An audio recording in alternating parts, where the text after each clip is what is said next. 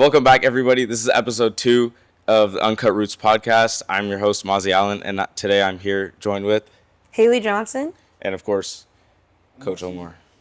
Sir.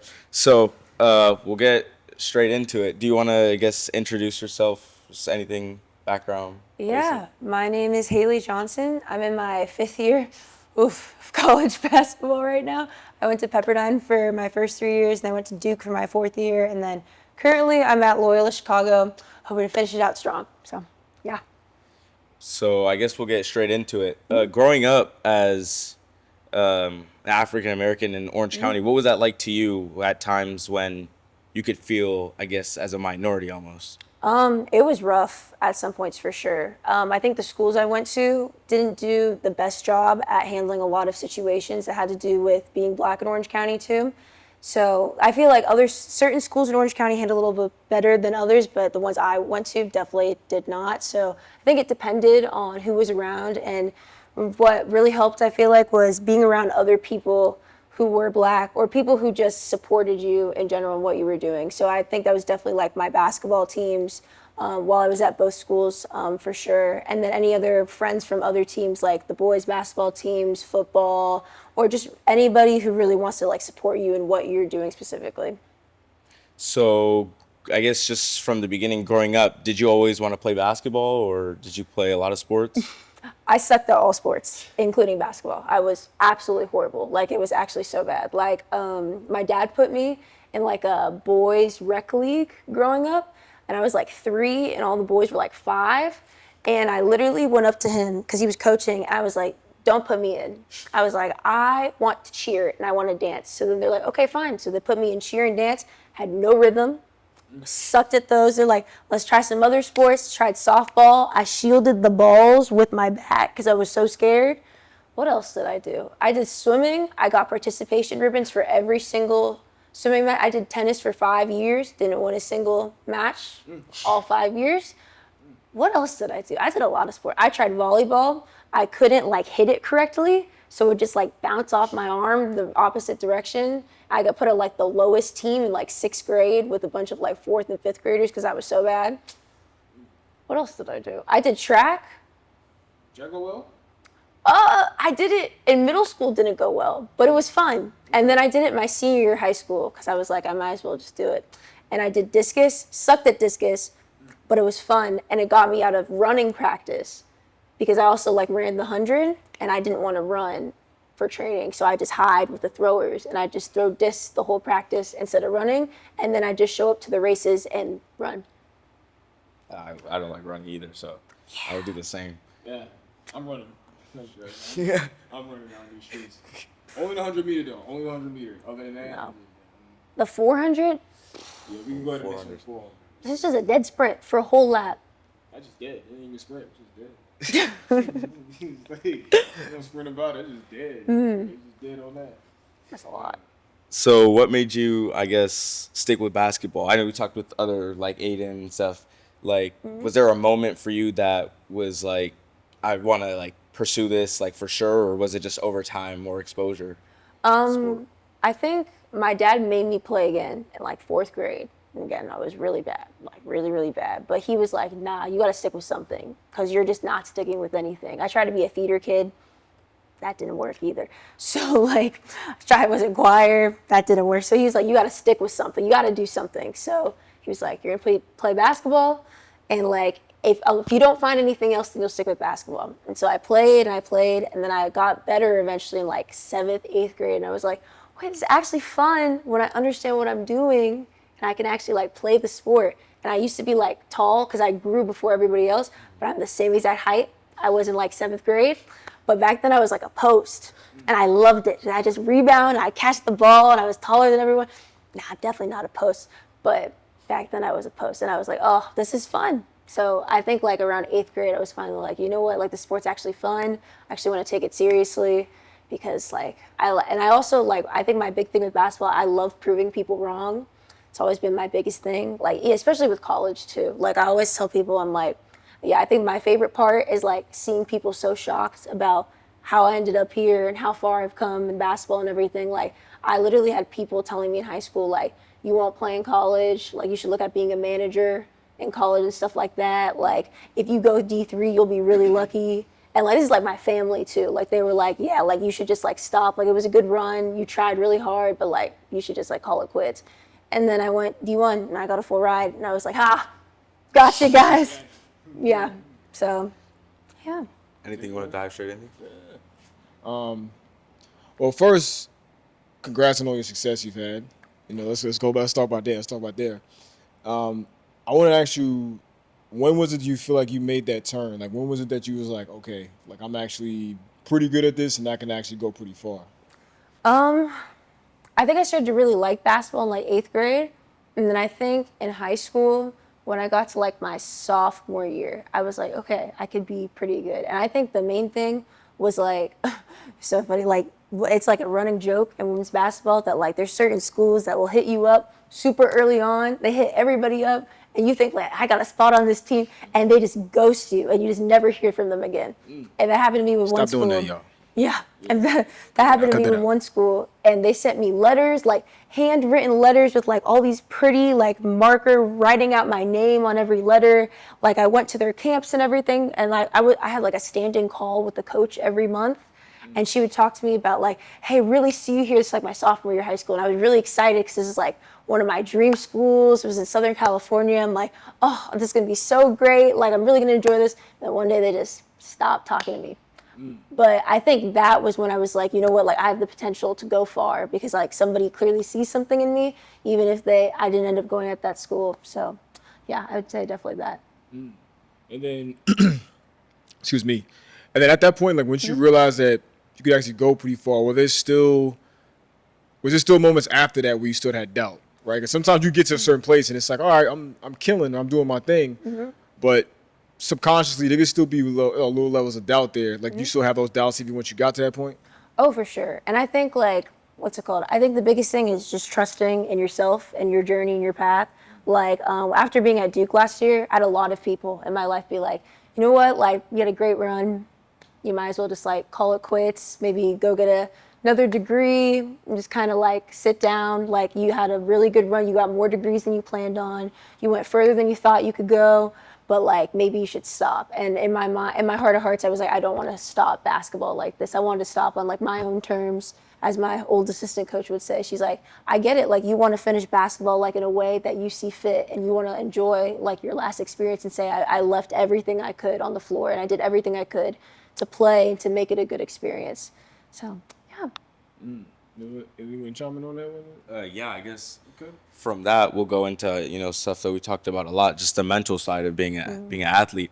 What is that like for you? Obviously now you say going into your 5th year, right? Like going through like high school sports, like obviously very intense, and then pursuing the college level for so many years. What is that like to in the back of your mind keep going even though like year after year it's a grind? It's definitely not, I don't want to say all mental because obviously I'd be a little physical, but it's mostly mental. Like I think a lot of people discredit like sports and everything like that. They're like, as long as you work really hard in the gym, like you're going to be fine. But I know so many people that were so good at playing basketball and they ended their careers early because of mental health. Or like even like Lauren Betts, like she's in the WNBA now. She was on UCLA's national championship team. She's a big thing where she literally checked herself into a mental hospital because she was so depressed after being at her first school and everything. And like that's real. Like I've seen it in person happen to so many people. And I had so many. I've been to 3 schools and I had 7.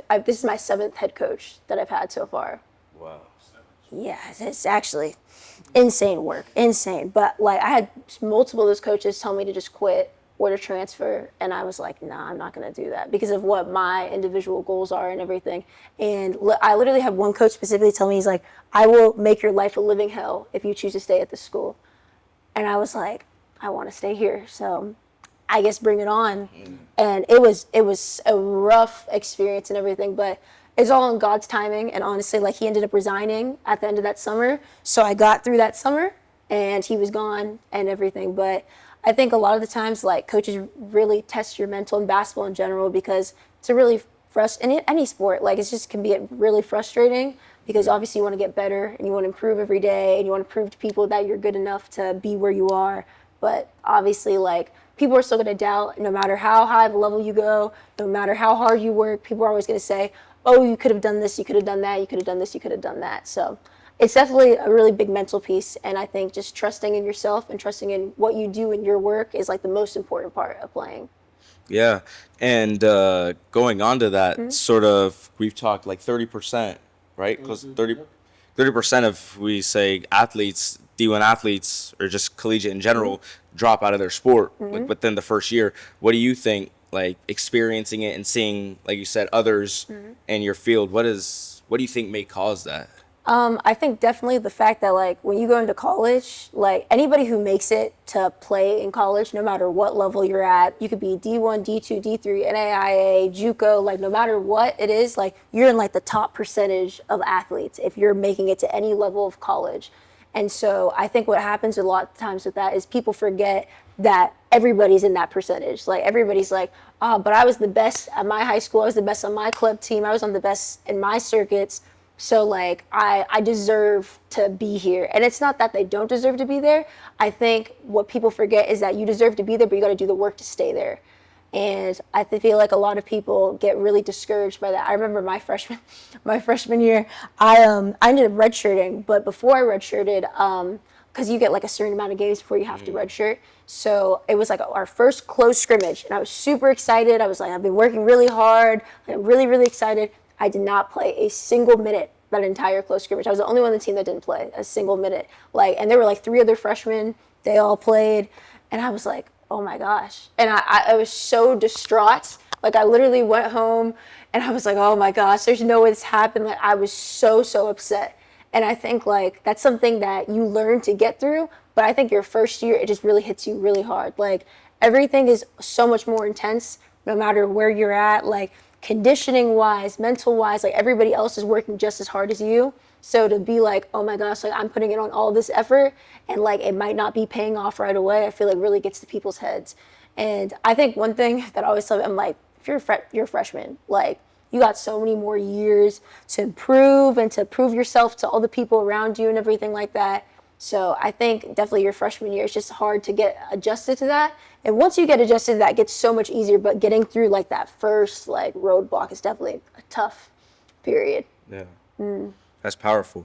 So then going back to, obviously, the name of the podcast is Uncut Roots. And so we always ask, what roots do you think you grew during your childhood or your upbringing that still to this day have stuck with you and have been really meaningful? I think, like I said, just proving everybody wrong. Like, my parents are very big advocates of that. My dad, he had cancer 4 times, and he's still alive. So, I mean, yeah, which is crazy. Like, nobody, like, he had to see, like, an end-of-life counselor in his 30s because, like, they thought he wasn't going to make it. And, like, I had just been born after his 2nd cancer, I believe, that he got. So, like, he was dealing with having a newborn kid, his job, having cancer and everything like that, going through chemo. And then he always holds this over my head. He ran a marathon right after the chemo. And he's like, don't say you can't do anything because if I said I couldn't, I wouldn't be alive. And I'm like, yeah, you ran the marathon, you beat cancer, good for you. Like, my God, like, we understand. But, like, truly, like, and then even my mom too, like, her, like, growing up and everything like that, she's from New Orleans, and then she ended up moving out here, and she took care of herself for a good chunk of her life. And she ended up going to UCLA. She, she got her MBA from Pepperdine. She's getting her master's from Purdue in AI. She's, like, a top thought leader in AI. She works for Microsoft right now as an executive. Like, my parents are truly, like, the most prime example of, like, people who will, like, thug it out, like, and prove every single person wrong in their life, in which I definitely taken that example in everything that I do. And I feel like a lot of people in my family have done that too, but I think specifically my parents, like, they're very hardcore. And everybody will say that, everyone's like, your parents are insane, like, they're crazy, they do too much. And I'm like, you know what, yeah, they do a little too much sometimes, I'm not gonna lie. But I'm like, one thing that they will always do is persevere, like, no matter what's going on in their lives. And then especially for me and my brother, like, they'll persevere for us, like, time and time again. They don't care what's going on with themselves. Like, they're gonna make sure they show up for us. Like, one thing about me going to Pepperdine that was really nice was the fact that I was so close to home. They drove an hour and a half to every single home game, all 3 years. And, like, I didn't play, like, almost at all when I was there. and they did not care. They were behind that bench every single game, cheering me on. Rest of my family was and everything. Like, they were gonna make sure that they supported me. Like, they told me, they're like, yeah, no, we would like trade off who drives depending on who had a meeting. Like, at that time, so like one of us would be on a call, be like, hey, I got a call in 30 minutes, so you gotta be off that call so now I can get on this call, just because they wanted to show up to my games. So I think like definitely like just knowing you could do like anything you put your mind to, for real. Like, because life, it'll get in the way, things will get hard and everything, but me personally, I've been so blessed to have everything in my life and all these people to support me and all these people around me and all these resources to use. So it's just a matter of like using what you have in front of you, even if it doesn't seem like you have a lot, or even if it seems like you're super far behind. Like, I think just persevering through. But yeah, I would definitely say that they had a really big impact on how I get through things and how I, live my life right now. Yeah. Do you have anything you want to go on? So, obviously, basketball, I imagine, is probably a huge stress reliever for you, right? Oh, yeah. When the game is over, right, what is something you would go to, to be able to? Because I mean, so like we play sports too, right? Yeah. So obviously, there's moments where, even after the game is over, sometimes you're like, man, like I need something. Like, I have to do something else to be able to combat just like life in general, right? Whatever you might be dealing with. So, like, what are the things that you use besides basketball in order to manage like a lot of your stresses in life? I think it's really important to have a good community around you, like in everything you do. Like, it doesn't matter if you play a sport or not. Like, life gets hard no matter what for every single person, and things are gonna happen that suck. And it's really good to have a family around you. It doesn't have to be your immediate family. It doesn't have to be blood family, because that's not always the people that support you the most in life. But I think just having at least a few people around you to support you helps. Like, with my parents, and even my parents, again, I love my parents. They can be a bit intense at times. So I would call them after games, and sometimes they'd be saying things a little too straight up. I'm like, hey, you know what? I'm going to catch you later, because that's not the best for my mental health right now, but that's okay. Yeah. And then I'll call one of my friends, and they're like, hey, like, what's going on and everything. But just knowing that, like, you have those people around you. Like, I have, like, my cousin Alexa. She's way older than me. She literally could be my mom. She's like, how old is she now? She's like 43. Yeah. OG status. Yeah. Mm-hmm. But she played at Nebraska. She played basketball there, and her old club teammate's Diana Taurasi. And so, like, legend. Yeah, like, they're tight and everything. Like, she made me so mad. She FaceTimed me from the penthouse suite in Paris when they won the Olympics, and she had like the gold medal with her, and she had a flute of champagne. She's like, hey. I'm like, Lex, get out my face. She's like, I just wanted to show you where I am. All the celebrities in the back. I'm like, Lex, get off the phone. Just stop it. Like, but she's like my older sister, basically. Like, I love her to death. But anytime I need like any advice or anything like that, I call her like for everything. And she's like, no matter like how much trouble you're in, no matter what's going on, like, just call me, hit me up, please. So I always do. And sometimes she sits there, she's like, hey, you're real stupid. I'm like, I know. I'm like, it's okay. It's all right. But yeah, so definitely having like that support group around you, I feel like really helps me. I think just mainly the people, and then I love the beach. Like, I'm really happy to be by a beach again this year. Yeah. It's going to be a pretty cold part of the year. But like for right now. It's a decent cold though.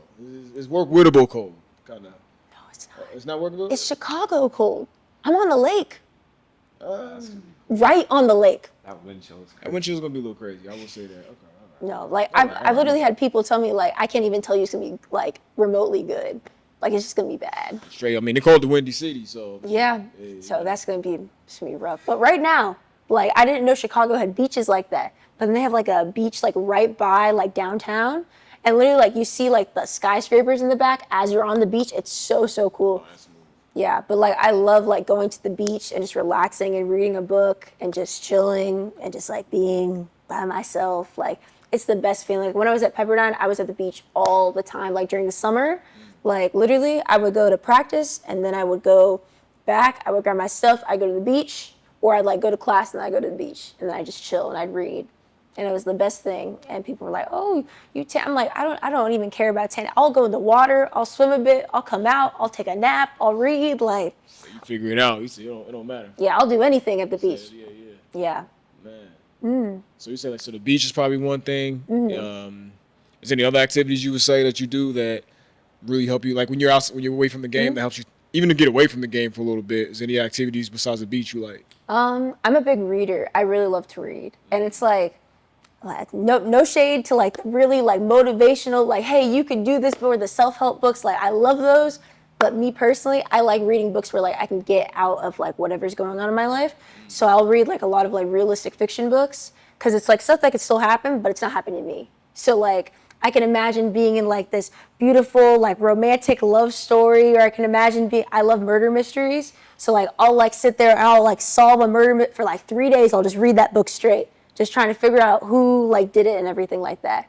Because it just gets me like out of my mind and out of like what's going on with my situation. And I think that's really nice, because like, again, like self-help books and all of that, like all the like the let them theory book, great book, great idea. But like, I don't want to read about how I have to let people do stuff all the time. Yeah, I like to just kind of relax and just get out of my own head. Yeah. Okay. So you gonna chime in on that? Or? Sure. Okay. No, that's crazy that you actually brought up like the let them theory. My mom like talks about that all the time. But if I don't think mom's watching this, but mom, if you're watching this, there you go. Someone else that's read the same. You ain't getting no dinner tonight. No, but my mom loves to read too, so that's definitely a big thing that's also been impacted to me, because she obviously wants me to read, and I don't really like it as much, but it's definitely something that, like you said, can take your mind off of things and away from what's sitting right in front of you. Yeah.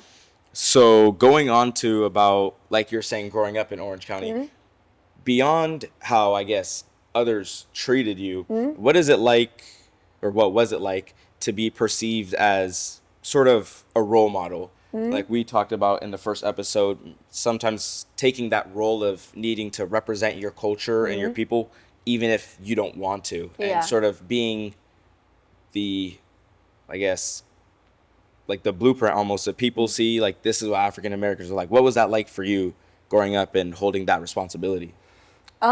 It could be definitely rough at times. I feel like it was a lot of pressure that I just put on myself. I feel like not everybody puts that pressure on themselves, but me personally, like I feel like I put a lot of pressure on myself to make sure that like I was this upstanding kid and I was getting everything right. And I feel like I still have that problem to this day. I want to make everybody around me proud, and I want to be a really good example for everybody around me. But at the end of the day, like, everybody's human.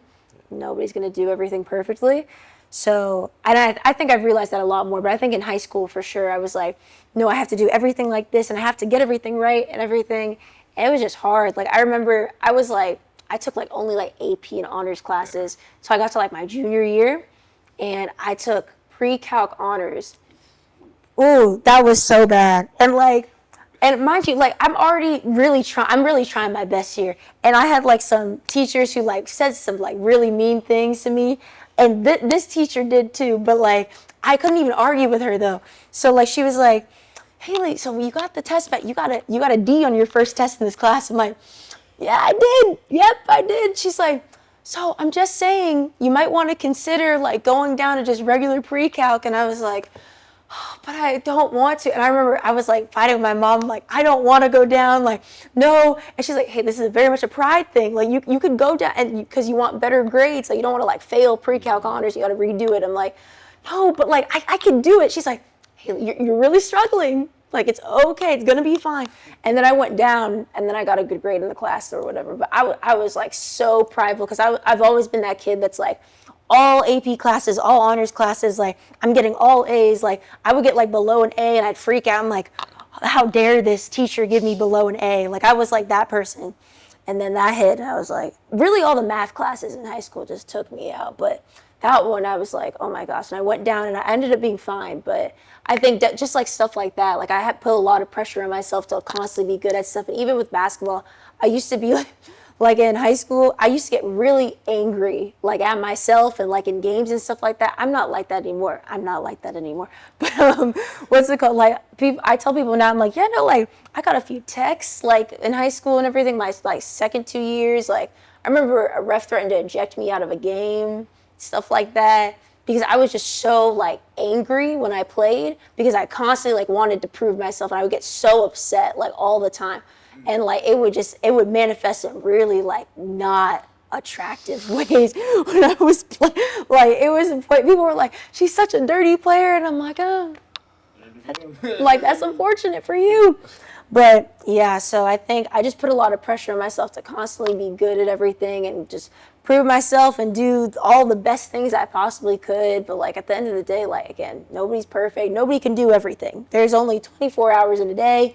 You can only do so much with the 24 hours. Like as long as you're putting your best effort into what you want to do personally, I think like that's the best example that you can set, especially as a Black person in South Orange County. Like I think that definitely is. Yeah, I agree. It's definitely a lot. Like, it's a lot to cover, and it's not to do like realistic, like you say, to try to do it all. Obviously, for me, I kind of did the opposite of you. I took more of the academic side, and the basketball kind of took the back seat. Yeah. But I definitely agree with you that you want to try to do all the right things because like you don't want anything less, especially for your own and stuff like that. So to, like you said, sometimes swallow the pride and just letting up in maybe one aspect, it comes off a lot more personal than maybe anyone else even like perceives it, Yeah. But just when you feel like at a disadvantage almost, you don't want to take any sort of like step off the gas. Oh yeah, like because you just want to prove everybody wrong. And then another thing, I'm not sure if you know what this is. Do you know what Jack and Jill is? Yeah. So I grew up in Jack and Jill. My Lord. And I was like teen vice president and I was like teen president. I represented us at teen conference and all that. Like I did all that stuff and everything. Like I started like what was it? I tried to make it politically correct. It was like the African American Cultural Club. I tried to start that at SM, died like immediately actually because of COVID. But because people really didn't care about that. I'm not gonna lie, but I tried to like be that upstanding like Black kid and everything, and like being in a setting like Jack and Jill, everybody's like everybody's like that. Everybody's got all A's. Like one of the guys in my class, he plays football and he went to Princeton. I remember when he committed, I'm like, he's going to Princeton. I'm like, and I hadn't even like committed to a school yet, and it was the end of my senior year, and I was like, everyone's like, oh Hailey, what are you doing with basketball and all the hours you practiced all this years? I'm like, I'm not sure. We're going to figure it out. And they're like, but he's going to Princeton. And I was like, great for him. I'm really happy for him personally. Me, I'm not so sure if we're going to figure this out. But I think definitely like just being in environments too where all like everybody's expected to be like so much like at a high level. And then in an aspect like when you're in an all white setting, like, or just like when it's not diverse at all and you're one of the only Black people, I feel like there's a lot of pressure added on yourself. But yeah. Yeah. Black Student Union's dying at Laguna Hills too, so. Yeah, y'all have one. We didn't have that. We just started it this year. Oh, you did? Yeah, and it's rough. Wait, are you on the board? I founded it. Oh with my him. God. Oh my gosh. Wait, really? Yeah. Oh my, I'm so proud of y'all. So. That's so great. Yeah, Do people show up? All 9 members. It'd be like that. It's you two? It's us, Reese. Reese is on the board. Oh, Reese is out there? Yeah. Oh, man. It's cooked, so hopefully it'll revive next year and it'll turn into something. But I guess this is why we're here. This is why we're here, doing this, Yeah, join the Black Student Black Union? Student Union. Join the Black Student Union at Laguna Hills High School, everyone. Yes, please do. How many Black kids do y'all have there? Like 9. About everyone. There's at least 2 of them right here. Yeah, you got 30% of the population's in this room, so. That's pretty good. 7 left. Yeah, they're all already in the. Yeah, We need some incoming freshmen or some transfers. Yeah. Transfer for the Black Student Union program. It'll change your life. Probably not, but. Nah. You gotta hype it up. It will change your life. There you go. Yeah. Or just keep watching these episodes as long as we make them. All right. Yeah. So I guess so our question kind of diving into what we've been talking about, right? Was there ever a moment where you felt, where you was like, man, like our question whether like you felt belonging in a certain area, or you was like, hey, like, damn, like I'm, one of only few. Like, do you struggle with that as far as being like, I mean, we talked about like even like cultural identity, right? Like sometimes you go into certain places and even amongst our own, right? Sometimes they might not accept us, right? Like sometimes you might go to a place and they're like, oh, you from so-and-so? Oh, well, you ain't really, Have you ever dealt with that? And then how do you manage to deal with that? Definitely, for sure. Especially being from South Orange County and being Black, like, people discredit you like a lot. And I'm very light skinned. But both my parents are black, and people were always so shocked. Like everybody's always like, I felt bad. Like my dad would take me to tournaments, and then my mom would show up to a tournament, and people would go up to my dad and be like, James, who's that? And my dad's like, my wife? Like, well, what are you talking about? And they're like, oh, really? They're like, we assume because of how Hailey looked. And my dad's like, nah, like she black too, we all black. Like, but they just had no clue. So, and then I think too, speaking from South Orange County, like I always did club in LA, and it was, I'm not gonna lie, like I thank God I did, because I was really sheltered, like growing up, like when I was little, like I remember I went to my first like tryout for one of my club teams in LA, and thank God, shout out Cal Sparks, they don't exist anymore, that's how old I am. Sparks, okay. Shout out Cal Sparks. Okay. But what's it called? Dang, that's so sad. But anyway, but I went to it wasn't a Cal Sparks tryout, it was a West Coast Premier. They changed their name like 3 times. Why not Premier now? But I went to their tryout, and basically I was terrified for my life. Like I was so scared. And my dad's like, why are you scared? And I'm like, so all these girls, they're from out here and everything. My dad's like, Hailey, you're black. If you don't get on the court right now, like you're gonna be fine. I'm like, okay, I guess. And I'm like, and it's all these black girls around me, and I just wasn't used to being surrounded by a bunch of black girls like that playing basketball. Like it just wasn't like a thing like for me growing up. And then I got to like middle school and I started playing on these teams. Everyone's like, oh, you're from South Orange County. Okay, like you're not even tough like that. You're not even that good. Like I'm sure you can't even do this. And I'm like, no, it's not that. Like I'm just not from here. And there's nothing wrong with that. Wherever you're from, like you can be anything you want to be, do anything you want to do. Like for real, like it truly does not matter. Like as long as you have some sort of work ethic and you want to do it. Because I know plenty of people from South Orange County that had a million and one resources to do whatever they want to do with their life, and they're doing not great right now at all. Like especially like I think the funniest one is all the richer ones that I know, like all the ones who were like come from super wealthy families and stuff like that. Like a lot of them like end up like falling to drugs and stuff like that, dropping out of college. Like a lot of things have happened like that. And then I know people who grew up with almost nothing who ended up getting full rides to like UCLA, USC, stuff like that. So I think definitely like that balance of trying to not prove yourself to people, but again, like that's always been my thing, like always trying to prove myself and prove that I belong in the settings that I'm in, even though it can be like very difficult at times because people like doubt you. And then in South Orange County, like obviously like being black in South Orange County is like truly, if you've never been in that position, I don't think you would understand like how interesting of an experience it is. Like, and I think the craziest part too is people who aren't from like even California, they'll be like, oh, like you grew up in like such a nice place. And I'm like, I'm so grateful to have grown up in such a nice place. But I'm like, raising a kid here is crazy work. It's actually insane. Like a black kid, like you have to boost them up in so many ways and tell them how much they're worth. Like I remember I think it was my sophomore year of high school, I never wore braids to school. Like my only thing was like I'd wear braids in the summer because like whenever I wore braids, something would happen like at school. So like when I was in middle school, like I wore braids one time and like people would just kept touching them. Like I would be walking down the hall and like it was like yanks. Like people would like yank them and I'm like, oh my God. And like they never seen it before. Yeah, like they were just so like shocked. And then I remember because I went to Catholic school, so I was sitting in mass one time and I like feel something in the back of my head. And one of my teacher, she grabbed my braids in the middle of mass and they started counting how many braids were on my head. And this is like my middle school teacher. And then math teacher? Like trying to count? Like, she was a math teacher. I was like, why is she trying to count? Like, yeah, I was like, what? And again, no one said anything. Like I just felt like something in the back. I'm like, what is going on? I turned and there's a bunch of students like surrounding her and they're all just counting the braids on my head. And I'm like, oh my gosh. And so like I didn't wear braids to school like after that until I got to high school. And then I stopped after this because I got cornrows done. And I was so excited. I was like, I got some cornrows. Like, oh, because, it's easier. You don't got to do your hair. Like, oh, so nice. With basketball, too, I was like, oh, it's going to be so easy. It's going to be so nice. I didn't even pass, like, if anybody knows what SM looks like that back parking lot, I literally walked through the back parking lot. I was still in the back parking lot. And one of my teammates comes up to me. She's like, ooh, look at Hailey. She finna fight me.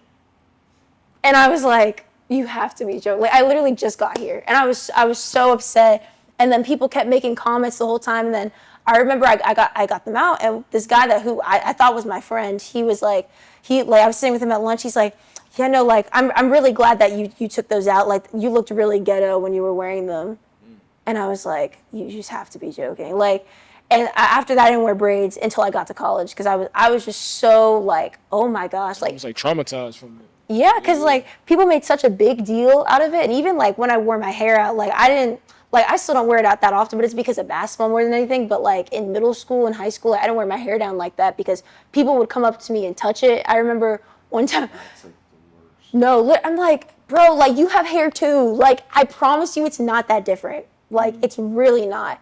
But like, what was it? It was like a spirit day when I was in like 7th grade. I was a little nerd, so I dressed up for all the spirit days. So I wore like a little 70s outfit. I put like a scarf around. I put my hair in a big afro, and I had like 5 people come up to me and be like, "Is that real?" And I'm like, "It grew out of my head, so I think it is real." They're like, "Oh my gosh, it's so interesting." And even with the braids, I remember, oh, it was so funny. I had like one black teacher all of middle school. He was so cool. Oh, Mr. Napoli. Loved him. Shout out to you, man. Yeah, but he literally, he told me, because he was a gossip, so he would tell me, he's like, yeah, no, like, when you had the braids, like, all, like, the little popular, like, girl group and everything, they're all like, oh, we're going to get braids like Hailey.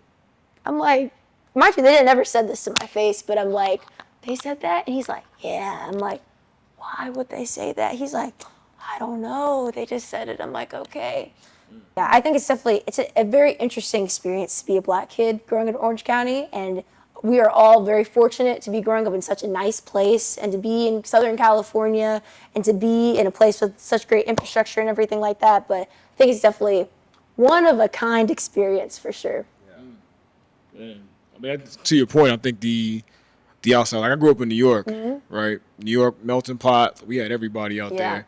So when I moved out here, it was, I mean, yeah, you see everything is nice and all that sort of stuff, right? But to your point, I mean, I'm like, yo, like this, one is not enough of us. You know, we talked about in the last podcast, I'm like, yo, I can't even go and get Jamaican food if I want. No. You know, or like, I can't even go get Caribbean food, or I can't go, you know, and those, like, I was like, man, like, it makes you feel a lot, for me, if I feel a lot more alone, right? Because I'm like, there's no representation, you know, so to your point, I think I'm glad you brought that stuff up, you know, because I think it's something that needs to be talked about. I think a lot of, especially African Americans, like we talk about it amongst ourselves, but to the viewers, like they don't really get a chance to really hear this, you know, and you know, it's real. It's like something where, you know, if you care enough, and it's not just about us, right? It's just other cultures too. You know, if you care enough, you want to learn more about us or learn about other cultures, then, you know, you need to know what's going on, right? You need to know what's going on. You need to know exactly that. Yeah, like what you see sometimes, there's a whole nother, I call it like a set of glasses, right? Sometimes you might have certain glasses where you see a certain view, but there's a whole nother set of glasses like you might need to put on because you can't really see everything to the naked eye, right? And so that's all I think what you're doing and what we're doing is we're trying to give you something where, you know, we're kind of like really opening your eyes and give you that real naked eyes, you know, visual. So that guess what, like moving forward, maybe it's not our generation, maybe it's the next generation, that they'll be able to experience a better experience than maybe what was there previously. So, yeah, I just want to add that in real quick. No, yeah, I completely agree. That's definitely the main why we started this in the first place. Some unfiltered conversation because, like you said, there's so much that isn't like talked about. Because, like you said, there's so many sides to like the black communities in South OC especially because like you see that like you think there's some cohesiveness because of like the words that people use, especially now. Like I know in high school people use a lot of people say black words or stuff like that or just talk about things that are part of black culture, but then so it seems like okay, we're like pretty cohesive as a community, but then like you said, there's people that do the wrong thing, allegations, false accusations, and it really shows like how disconnected sometimes we really are. And like you said, it's also just kind of like I feel like almost a double-edged sword growing up in South OC as African American sometimes because it's like it's used against you. Like no matter which way you try to put it, it's like, oh, well, you grew up in such a nice area. You're whitewashed, or you grew up and you're different, so like you're not one of us regular people from Orange County. So it's like really different. Like, I know for me, both of my parents not being from even Southern California, my dad coming from the Central Valley, and my mom being an immigrant, like, it was just completely, like, you have to find where you do belong, like, where you fit in between the lines. Because it's like, you might be too black or too African American to hang out with regular people, like just the others in Orange County, but then you might not be black enough to, hang out with others that look just like you. Like you said, whether it's like being just more light skinned or being mixed race, like I know going back, like visiting like family on my black side, it's like kind of strange because like for me it's like I'm different in ways because I didn't grow up the same way that my dad did or his side of the family, but I also like share obviously the physical features and stuff, so it's like definitely kind of you don't know how to go about it, and there's not really much to do in Orange County about it, so you kind of just sit with yourself or with, luckily if you're able to find others like you, then you can sort of talk about it. But it's definitely like an underserved community in terms of how you can, I think, represent yourself. Like you said, all the experiences you had, like, just doing things that to us would be like completely normal, like wearing braids. I remember when I had braids all the way back in middle school, my mom, who is an African American, told me like you might be viewed differently. And I like growing up, like you said, sheltered. I was like, why? But it's just like people don't know, even through all the time and time we spent here, like there's still so much that's just like straight separated that they have no idea about. Like you would feel like braids, like you would know about it, but it's completely foreign to some people. And I think that's probably the biggest thing why we do this, and when I have conversations with people like you, is so people can, learn our side of what it's like to grow up, so we can all, live more connected together. Which is definitely one of the biggest things. So I really appreciate that, like you sharing your experiences like that, because it definitely brings a whole nother side to, what people see in Orange County. And then I think, I just want to add this in there, but if you see any black person at your school and you are black and you live in South Orange County, please go say hi. Oh my gosh.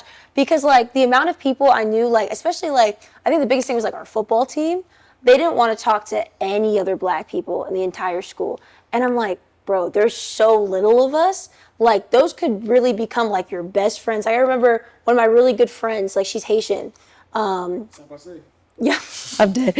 But she went to SM with me, and I didn't know her for like a whole year. In my sophomore year, she like finally came up to me. She said something. She said hi, and she was like, like I was scared to say something, and we ended up being such good friends afterwards and everything. Shout out Izzy Shashay, if you're watching, But like people like that, like it's so great to have those experiences where you just go up to someone, you just talk to them. Like you don't have to be best friends with them or anything like that. I'm not saying you gotta get along with every single black person in the entire world, but like just to like go up to the people that are a part of your community around you, just introduce yourself or at least be nice. Like there's no reason to talk mess or talk bad on like anybody who's a part of your community, unless like they individually did something like that. I'm not gonna say not to, but like just go up to people, just talk. Like there's literally no harm in saying hi and starting a conversation with literally anybody, especially when they have something in common with you. Yeah, we're so isolated already. It's like can't even afford to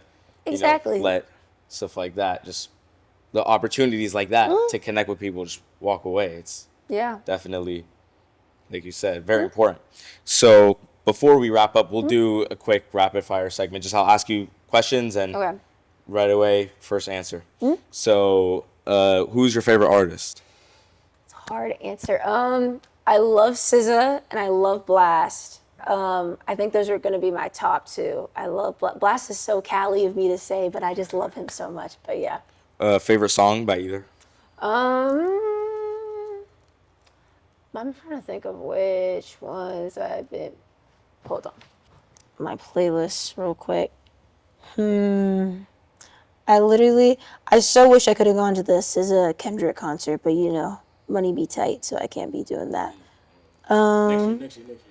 Yeah. You know what? We have like a full-time job. Yeah. Oh, I'm on that, maybe but yeah.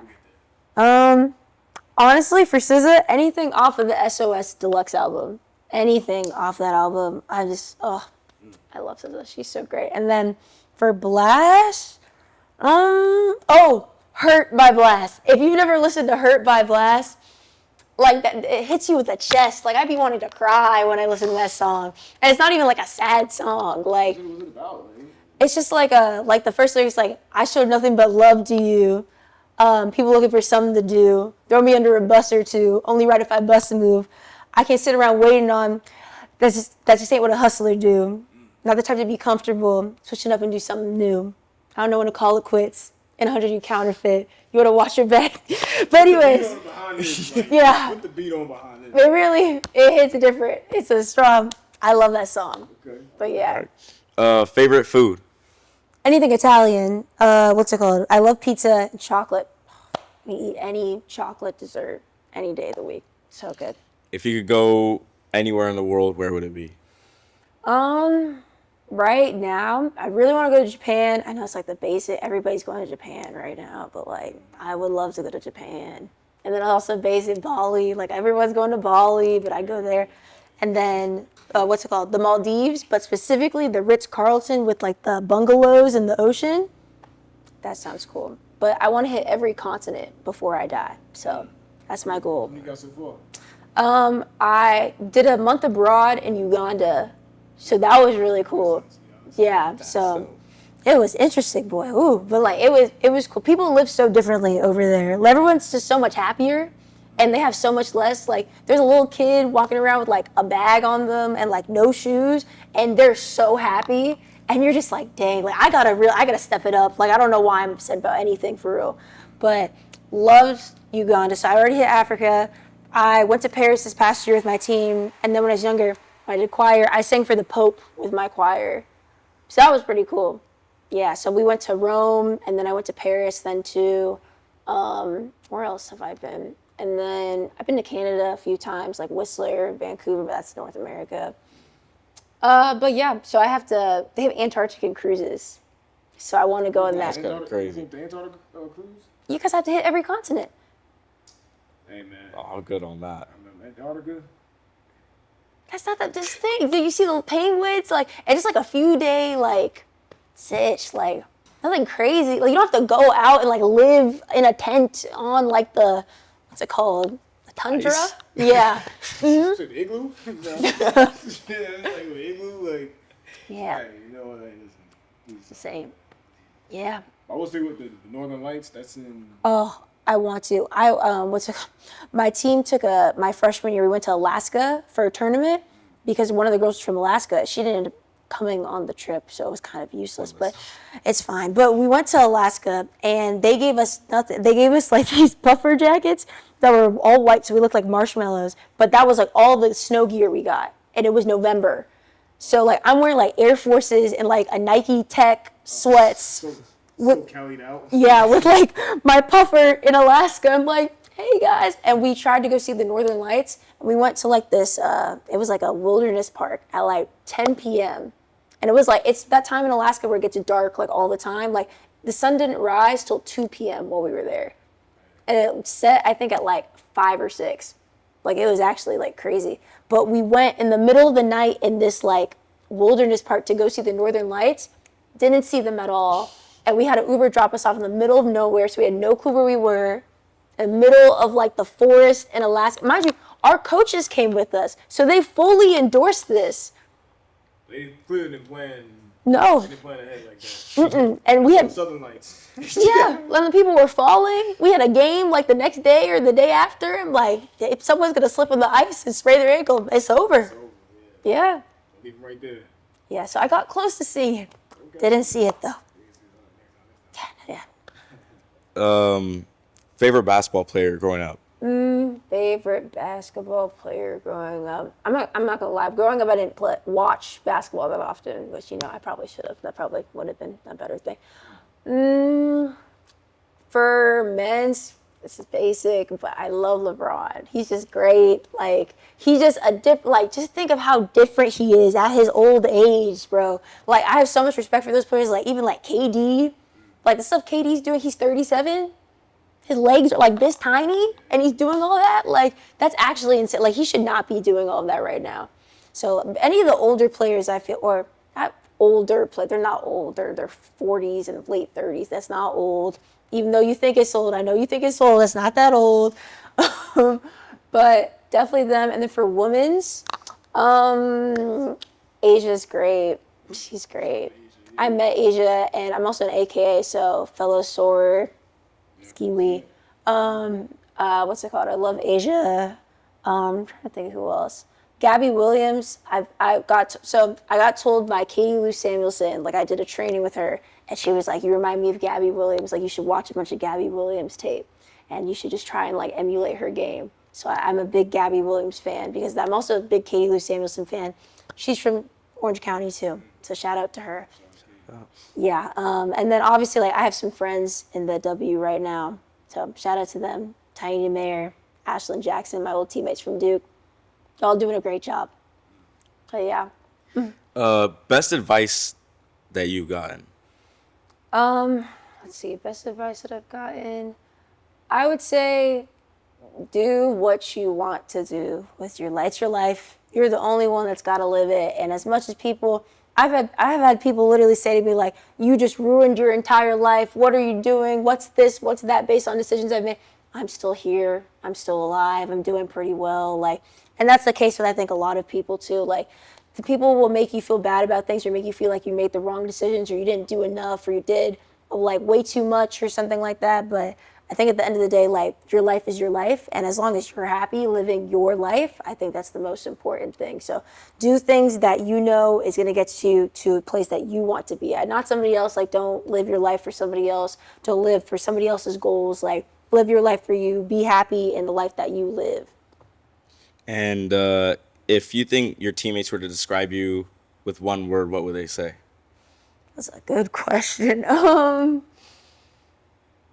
That's a really good question.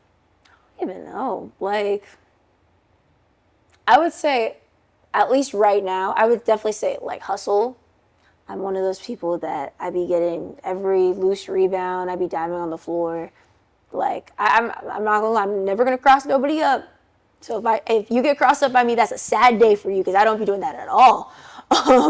What's it called? Like I'm not a flashy player. I can't jump very high. Like I can maybe touch the backboard on a good day.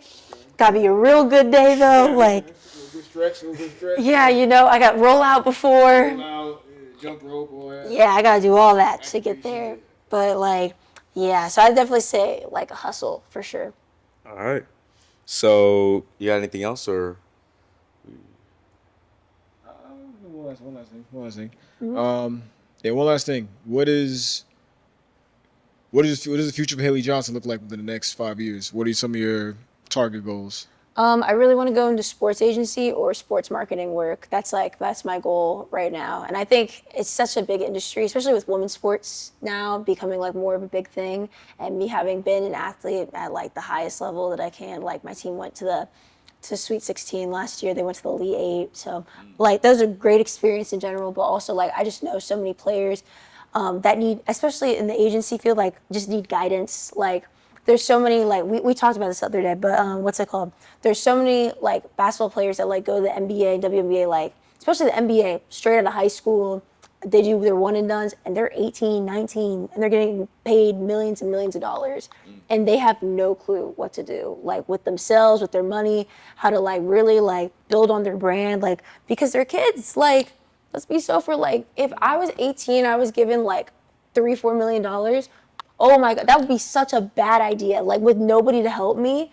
And Even like 200K. yeah, exactly. Like money is like a lot. And like there's so many NBA players that go so broke by the time they're done playing and stuff like that because they just spending their money on like the craziest stuff. Like, no, you do not need like 15 cars. No, you don't need this. No, you don't need that. That's why like I have a lot of respect for like NBA players, especially younger ones, that have like parents that like help them with that. Like shout out Cooper Flagg, his mom be keeping him in check. Yeah, like she be making sure that like he's on top, like on his P's and Q's when it comes to like his money, he's saving enough and everything. And ultimately too, like sports is such a big thing nowadays. Like why not like build your brand to its fullest potential and get as much as you can out of it. So I would love to be doing sports agency work. I want to move back to California. I love California. Everyone's like, oh, you're going to move somewhere else, and you're going to be like, oh, I'm going to stay here. Nah, I'm moving back to California. Even though it's expensive. So, Lord Jesus, that's going to be a lot to pay for, but it's fine. It's fine. It's worth it. It's worth it. Yeah. But yeah, back to Cali, back around my family, my friends, and everything. I just love this place. But yeah, that's what it's looking like for me, hopefully. Oh, no, I will. One of the last we talked about too was manifestations. Yeah. You know, so just by even putting that into the universe and everything, I'm obviously it's the work behind it, right? But once you put something out there, I truly believe it's already in the works for you. So yeah, keep that faith with it. Like I see it in you. Yes, thank you. Most deaf. Appreciate it. And then I'll actually ask one last thing. We ask a lot of guests. If you could recommend someone that we should have on this show, either in person or online, one man, one woman, who do you think would be a perfect fit? I'm trying to think of all of my besties from South Orange County. I'm trying to think. Let's see. They could be any sport, right? Anything. One of the Fords, for sure. It's the family I told you about with the 9 kids. Every single one of them does track, and every single one of them is like CIF level in track, which is crazy work. Like 3 of them are in high school right now, and they all have CIF in multiple events, which is crazy work. So any of them, they're from Irvine. So shout out the Ford family. They all want to go into the medical field too. So they will be doing all of my medical needs, every single one. But definitely one of them. My best friend from them is Ashlyn Ford. She's great. She's at Howard right now. She's She's about to get her master's after this, go to med school. She'd be OBGYN. Yeah. Wow. Nah, she tough. She tough.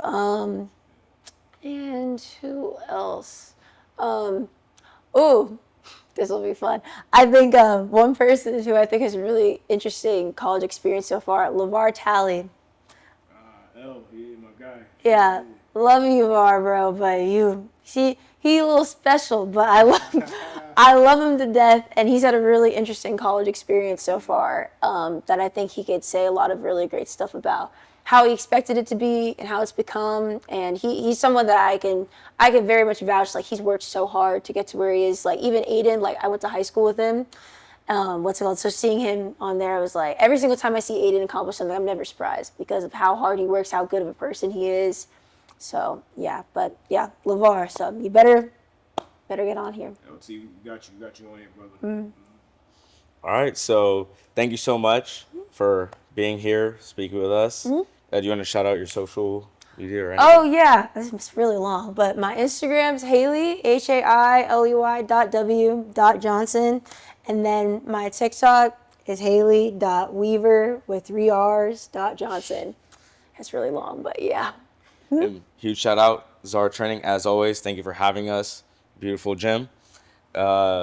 This is end of episode 2 of the Uncut Roots podcast, unfiltered conversations with Black leaders and athletes.